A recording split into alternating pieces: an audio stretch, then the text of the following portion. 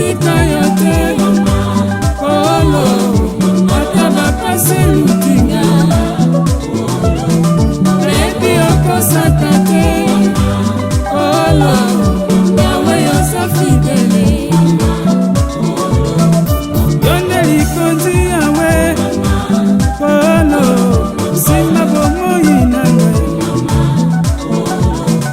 kolo na lelio kolo kambe nanga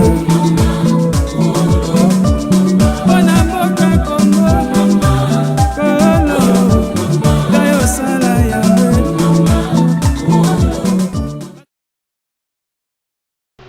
Bonjour, bonsoir à tous, que le Seigneur vous bénisse de partout où vous nous suivez. Nous sommes très heureux de vous retrouver pour la suite de notre prédication sur le cheval de bataille. Nous sommes dans la 8e partie. Je vais lire le verset de la Bible. Je suis dans Exode au chapitre 12, le verset 31 jusqu'au verset 36. Je lis au nom de Jésus-Christ. En pleine nuit, le Pharaon convoqua Moïse et Aaron et leur dit: Levez-vous, partez de chez nous, vous et les Israélites, et allez rendre un culte à l'Éternel comme vous l'avez demandé. Prenez avec vous votre bétail, gros et petit, comme vous l'avez dit, allez-vous-en et demandez pour moi la bénédiction de Dieu. Les Égyptiens pressaient le peuple pour qu'il quitte rapidement le pays, car ils disaient: nous allons tous mourir.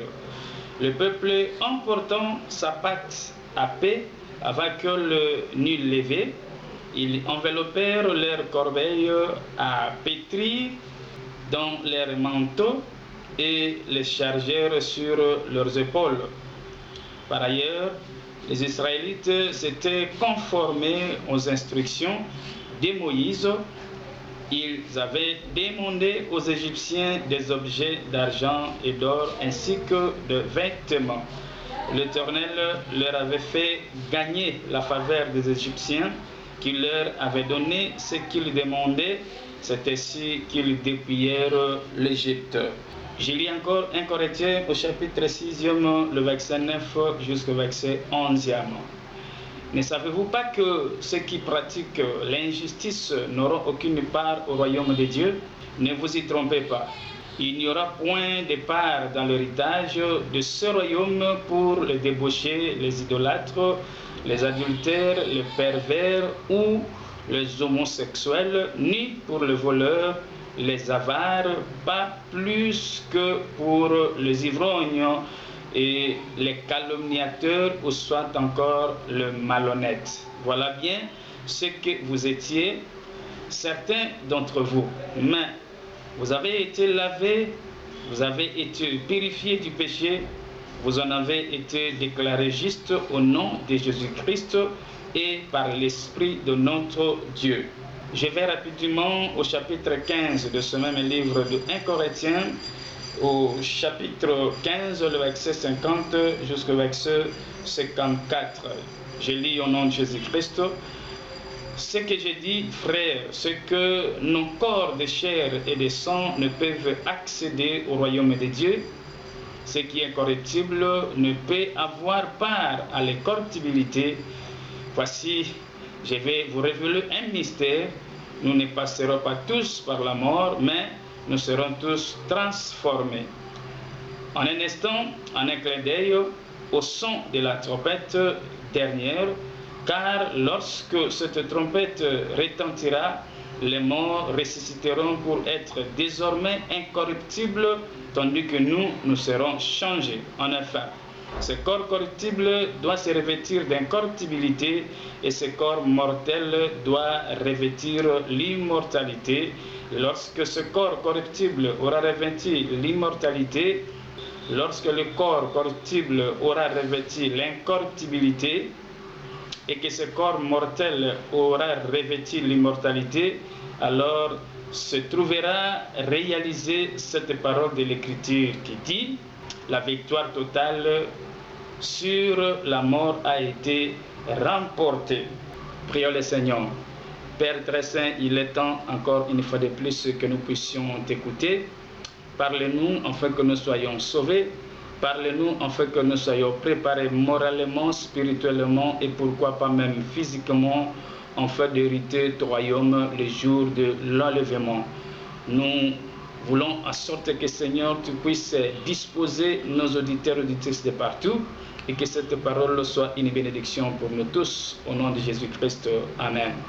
Bien-aimés dans le Seigneur, encore une fois de plus, que le Seigneur vous bénisse. Nous sommes à la 8e partie, c'est la poursuite de notre prédication sur le cheval de bataille. Et nous sommes toujours sur l'histoire des enfants d'Israël en ce qui concerne leur sortie du pays de l'Égypte. Ici, dans cette partie, nous voulons juste faire allusion de cette sortie des enfants d'Israël du pays de l'Égypte à l'enlèvement de l'Église. Pourquoi nous le disons? Parce que vous allez comprendre ensemble avec moi que ce mouvement, cette histoire des enfants d'Israël de quitter l'Égypte, le pays de la captivité, le pays de la souffrance, le pays des douleurs, le pays de malheur, le pays des cris, était l'ombre des choses. La réalité, c'est l'enlèvement de l'Église qui va quitter le monde un jour au son de la trompette telle que nous venons de lire dans la Bible. Mais avant cela, je vais toutefois vous rappeler que la sortie de ce peuple dans le pays de l'Égypte nécessitait la purification. Et cette purification ne pouvait se faire que par le sang de l'agneau Satash, de l'agneau d'une année, qui était encore une fois de plus l'ombre des choses à venir. La fois passée, nous vous avions dit clairement que cet agneau représentait notre Seigneur Jésus-Christ. Avec son sacrifice, avec son sang Satash, avec son sang précieux, apôtre Paul dit, nous avons été rachetés. Israël ne pouvait pas quitter l'Égypte sans pour autant passer par la purification, sans pour autant passer par la sanctification. Bien-aimé dans le Seigneur, toi qui me suis de partout, j'ai toujours dit, le royaume des cieux, c'est un don que Dieu nous a donné. La vie éternelle, nous l'hériterons par la grâce de Dieu. Mais il faut d'abord passer par la purification. Il faut passer par la sanctification. Avec quoi? La sanctification se fait par le sang de notre Seigneur Jésus-Christ. Comment est-ce que ce sang purifie? Comment est-ce que ce sang sanctifie afin que tu puisses hériter du royaume de Dieu au jour de l'enlèvement de l'Église? Il faut, je dis bien il faut, obligatoirement, nécessairement et forcément croire au Seigneur Jésus-Christ. C'est pourquoi Pierre, dans son discours au jour de la Pentecôte, pour répondre à la question qu'on lui avait posée, que ferons-nous? Pierre avait bien dit, avait bien répondu en disant, répentez-vous et que chacun de vous soit baptisé au nom de Jésus-Christ pour le pardon de vos péchés. C'est ça d'ailleurs la purification et vous recevez les dons du Saint-Esprit. Il faut passer par la repentance, passer par la croyance. Selon Romains chapitre 10, le verset 9 à 10, apôtre Paul nous dit clairement que à tout celui qui confessera de sa bouche et qui croira dans son cœur que Jésus-Christ est Dieu, c'est celui-là qui sera sauvé. Autrement dit, c'est celui-là qui sera sanctifié. Parce qu'en croyant en Jésus-Christ et en confessant son nom, en confessant les péchés en son nom, vous êtes sanctifiés, vous êtes purifiés. La Bible nous dit quelque part que nous sommes passés de la mort à la vie. L'enlèvement de l'Église est aussi conditionné par la sanctification. Selon cette écriture, la Bible dit, à ce jour-là, il y aura un son de la trompette. Lorsque la trompette va sonner, nous allons changer tous, selon ce que déclare l'écriture de la Bible, nous n'allons pas tous mourir. Ce qui veut dire, le jour de l'enlèvement de l'Église, le jour de la venue de notre Seigneur Jésus-Christ en tant qu'époux pour récupérer son épouse, dans cette venue de notre Seigneur Jésus-Christ en tant qu'époux pour la récupération de son épouse, c'est ce que nous appelons l'enlèvement, cette venue trouvera les autres vivants. Et apôtre Paul dit, nous allons tous changer. Pourquoi nous allons changer?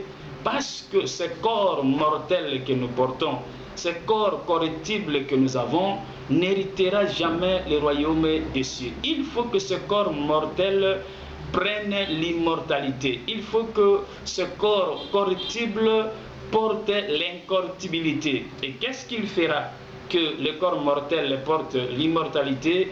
Qu'est-ce qu'il va se passer afin que ce corps corruptible devienne un corps incorruptible?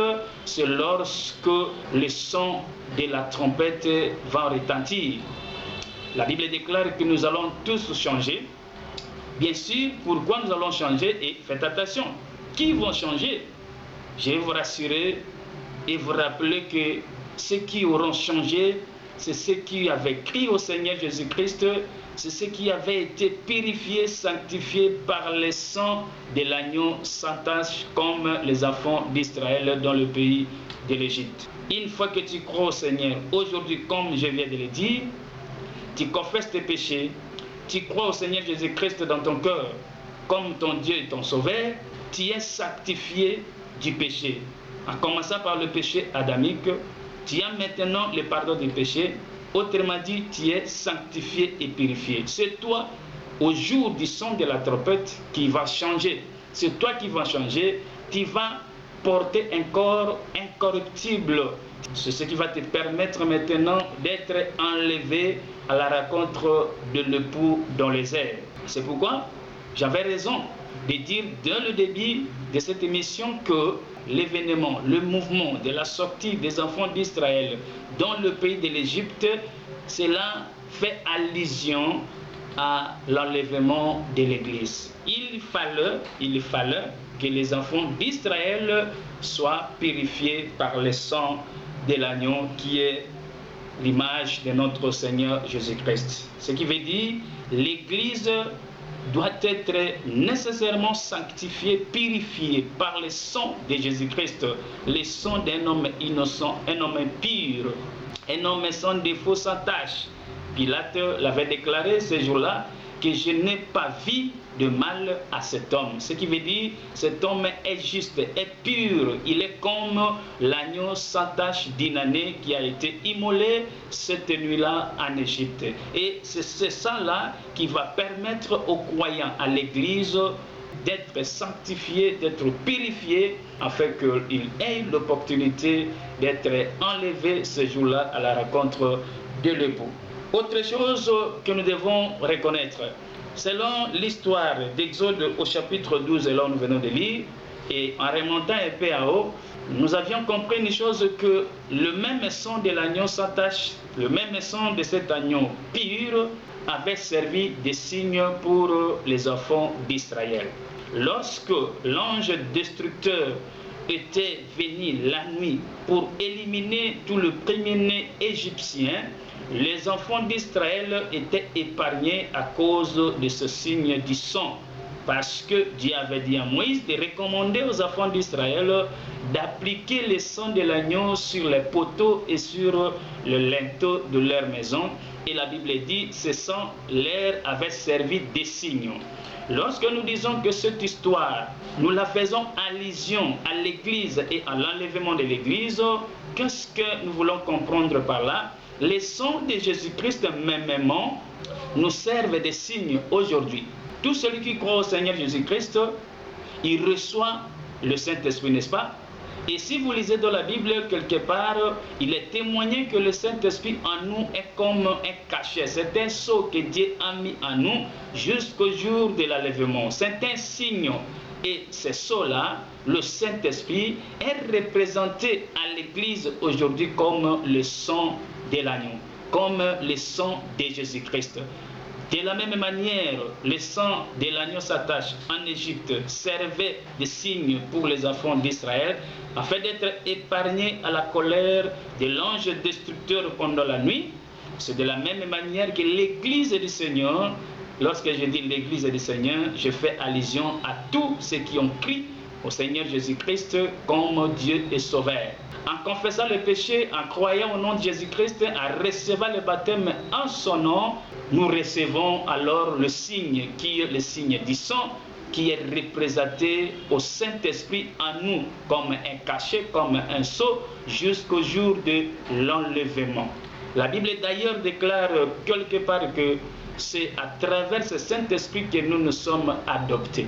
En ayant le signe de Jésus-Christ en nous, nous serons épargnés de la colère. Parce que selon Exode chapitre 12, le verset 31 en descendant, là où nous venons de lire, cette nuit-là, c'était une grande tribulation. C'était la grande tribulation, pourquoi? Parce qu'il y a eu des pleurs dans des maisons des Égyptiens, et bien que de l'autre côté, dans des maisons ou dans les camps des enfants d'Israël, il y avait la joie, parce que c'était pour eux une nuit de la libération. Ce qui veut dire, bien-aimés, même au jour de l'enlèvement de l'Église, la terre sera, ou la terre entrera dans la grande tribulation. Tous ceux qui seront restés passeront à la grande tribulation, comme les Égyptiens cette nuit-là pleuraient, gémissaient, c'était une grande tribulation pour eux. Ça a été toujours comme ça, bien-aimés. Et c'est comme ça que la chose va se passer. Le jour de l'enlèvement de l'Église, je dirais la nuit de l'enlèvement de l'Église, il faut que je précise parce que je vais y revenir, pour vous dire que l'Église sera enlevée une nuit. Jésus-Christ reviendra une nuit pour prendre son Église. Et pendant cette nuit-là, durant cette nuit-là, il y aura une grande tribulation pour ceux qui vont rester, pour ceux qui n'avaient pas cru au Seigneur Jésus-Christ comme leur Dieu et Sauveur. Pourquoi? Parce qu'ils n'ont pas eu le signe, ils n'ont pas été sanctifiés, plus moyen pour eux d'être enlevés. En dehors de ça, ils n'avaient pas reçu les signes. Ce qui veut dire qu'ils ne seront pas épargnés de la colère de Dieu. Ils ne seront pas épargnés de la destruction, parce que cette destruction représentera une grande tribulation. Cette destruction sera une grande tribulation que le monde va subir après l'enlèvement de l'Église. Bien-aimés dans le Seigneur, nous vous aimons beaucoup par l'amour du Seigneur. Nous sommes en train de vous révéler ces choses parce que n'oubliez pas, l'Écriture dit Jésus-Christ revient bientôt pour prendre son Église. Il est temps pour que tu puisses croire au Seigneur Jésus-Christ. J'aime prêcher cet homme de Jésus comme mon aîné Paul disait souvent que la prédication de la croix, bien que c'est une folie pour ceux qui périssent, mais pour nous qui sommes sauvés, c'est une puissance. Moi, j'aime prêcher Christ crucifié. Pourquoi? Parce qu'à travers sa mort, il nous a donné un signe. Il nous a marqué d'un sceau du Saint-Esprit. Et c'est ce signe qui va nous aider les jours de la venue de notre Seigneur Jésus-Christ, afin que nous soyons épargnés de la colère. Sans le sang de Jésus-Christ, sans le Saint-Esprit en nous, nous ne serons jamais épargnés. Et je viens de le dire, ceux qui n'ont pas le Saint-Esprit, ceux qui n'auront pas le Saint-Esprit en eux, cette nuit-là, passeront à la grande tribulation. C'était le sang qui avait servi de signe pour les enfants d'Israël, le sang bien sûr de l'agneau s'attache afin qu'Israël soit épargné de l'épée de l'ange destructeur. C'est de la même manière, le sang de Jésus-Christ fera de nous un signe. Je viens de le dire que c'est le Saint-Esprit en nous, afin que nous soyons épargnés de la grande tribulation au jour de l'enlèvement de l'Église, ou soit au jour de la colère de Dieu, au jour de la venue de notre Seigneur Jésus-Christ. Il est très important pour nous de comprendre ça et de maîtriser ça, et prendre une décision. C'est comme ça que j'aime prêcher, parce qu'en dehors de cette prédication de la croix, de montrer aux gens la valeur de notre Seigneur Jésus-Christ, le rôle qu'il a joué, son importance en nous, c'est que je n'ai pas encore prêché. Même si je prêcherai quoi que ce soit, mais j'aime prêcher Jésus-Christ crucifié, parce que c'est de lui que nous serons enlevés. Je vais mettre un point virgule pour cette 8e partie, et à très bientôt, la 9e partie va intervenir. C'est de là où nous allons un peu conclure pour cette histoire des enfants d'Israël. Mais retenez ceci, nous sommes très heureux de vous parler de ces choses, parce que c'est un mystère qui incarne le salut de Dieu. C'est un plan de Dieu pour nous, l'Église. Cela a été manifesté dans les temps anciens, ça veut dire dans l'ancienne alliance, à travers le peuple d'Israël dans le pays de l'Égypte, mais c'est une réalité qui va se manifester un jour pour nous, l'Église. Il est temps, comme je viens de le dire, que tu croies au Seigneur Jésus-Christ, que tu confesses ta vie au nom de Jésus-Christ, que tu reçoives le baptême au nom de Jésus-Christ, afin d'être prêt. Ça veut dire, afin de recevoir le signe et afin d'être sanctifié par le sang de cet homme de Galilée. Que le Seigneur vous bénisse. Retrouvez-nous très prochainement pour la suite de cette prédication et ça sera la 9e partie. S'il faut nous contacter, contactez-nous sur notre page Facebook. Vous tapez seulement Apôtre Robert Echaïto. Apôtre Robert Echaïto, vous serez bien sûr sur notre page Facebook et vous serez vraiment en possession de toutes nos prédications, comme je l'ai dit toujours, par écrite et sur vidéo, ça veut dire en live. Et sur YouTube, nous sommes là. Tapez Mediac TV. Sur YouTube, on est là. C'est de là où nous vous demandons de vous abonner massivement sur notre chaîne en ligne. Tapez Mediac TV. Mediac TV, c'est notre chaîne de télévision en ligne. Abonnez-vous massivement. Nous sommes vraiment très reconnaissants pour tous nos bien-aimés frères et sœurs de partout qui sont abonnés sur notre chaîne, qui est d'ailleurs votre chaîne, comme je l'ai dit toujours. J'ai toujours souligné que la vie est dans la parole de Dieu. En dehors de la parole de Dieu, il n'y a pas la vie. Alors, abonnez-vous massivement. Pour vous qui ne sont pas encore abonnés, abonnez-vous massivement sur notre chaîne de télévision en ligne sur YouTube. Tu tapes ou tu écris Mediac TV. Mediac TV, vous allez nous retrouver et nous serons très heureux de vous voir abonnés sur notre chaîne. En dehors de ça, tu peux aussi nous appeler par notre numéro de téléphone, c'est plus 243 81 23 70 845. À très bientôt, portez-vous bien et que le Seigneur vous bénisse.